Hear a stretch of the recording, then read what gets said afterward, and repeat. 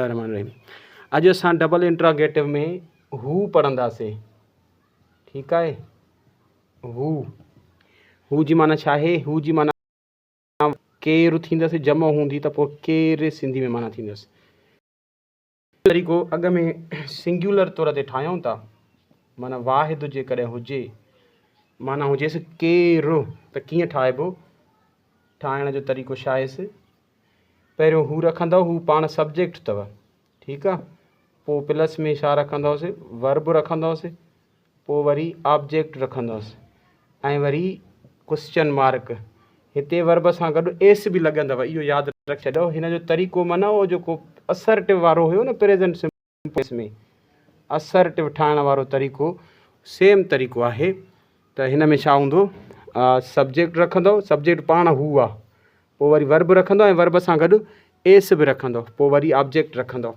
मिसाल ॾिसो, मिसाल आहे त राति जो केरु फ़ोन करे थो या कंदो आहे। ठीकु आहे। राति जो केरु फ़ोन, हाणे ॾिसो हिते ओ हे सब्जेक्ट केरु आहे? सब्जेक्ट पाण हू आहे। तंहिंजे करे पहिरियों छा रखंदासीं? फॉर्मेशन जे मुताबिक़।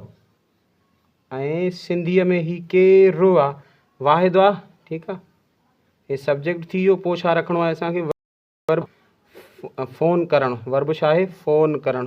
हुनजी अंग्रेज़ी फ़ोन आहे ऐं ही सिंगुलर बि आहे, माना केरु, सिंधी में केरु लिखियलु आहे। तंहिंजे करे उहो हिते एस बि हणंदासीं। एस सही से। ही नंबर वर्ब थी वियो। टियों नंबर छा आहे? तूं, टू, यू। ठीकु आहे। ॿियो ऑब्जेक्ट वरी राति जो आहे, एट, यानी एडवर्ब आहे, एट नाइट, राति। ठीकु आहे। त हाणे ॾिसो, phones to you at night, तोड़े राति जो केरु फ़ोन कंदो आहे। ठीकु आहे। केरु दरवाज़ो खड़काईंदो आहे,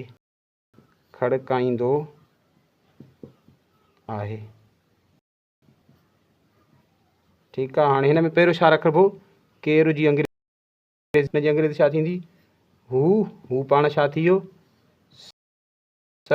प्लस में ॿियो नंबर छा रखंदव? वर्ब कहिड़ो आहे? खड़काइणु। हिन जी अंग्रेज़ी छा आहे? नॉक, के नॉक। ऐं हिन सां गॾु एस बि पवंदी, नॉक्स। ऑब्जेक्ट कहिड़ो आहे? At the door. ठीकु आहे। हाणे असां पढ़ंदासीं जेकॾहिं हू जमो थिए थो, माना छा थींदा सिंधीअ में? केरु। पोइ जेको आहे न, एस न हणंदव। फॉर्मेशन साॻी थींदी। पहिरियों सब्जेक्ट पाण केरु आहे? उहो हू आहे।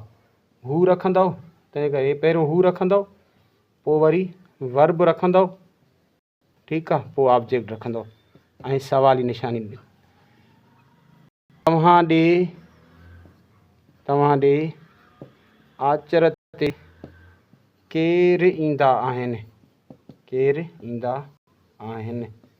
ठीकु आहे। हाणे हिते छा आहे? केरु, खोड़ प्लूरल थी वियो। ठाहिण जो तरीक़ो छा कंदव? पहिरियों हू रखंदव, हू, पोइ अचणु वर्ब आहे, कम। हिन में एस न हणंदो छो त हे प्लूरल आहे।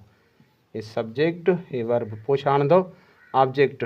टू यू ऑन संडे, आचर ते। ठीकु आहे। ही थी वियो हिकिड़ो। जॾहिं हू छा थिए? ऑब्जेक्ट, हू जेका जमो थिए, त उन सूरत में छा कंदव? एस न हणंदव। तव्हांखे साइंस केरु पढ़ाईंदा आहिनि? हाणे जमो थी वियो। केरु माना खोड़ टीचर पढ़ाइनि था।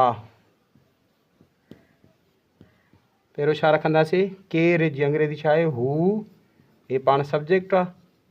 पोइ छा रखंदव? पढ़ाइण जी अंग्रेज़ी छा आहे? टीच। हिन में एस हणंदासीं। हे वर्ब आहे। पोइ टू यू, ॿियो साइंस बि ऑब्जेक्ट आहे। ठीकु आहे। ही जेके आहिनि, जॾहिं केरु छा थिए? हू जमो थिए, त उन सूरत में ठाहिण जो तरीक़ो इहो आहे।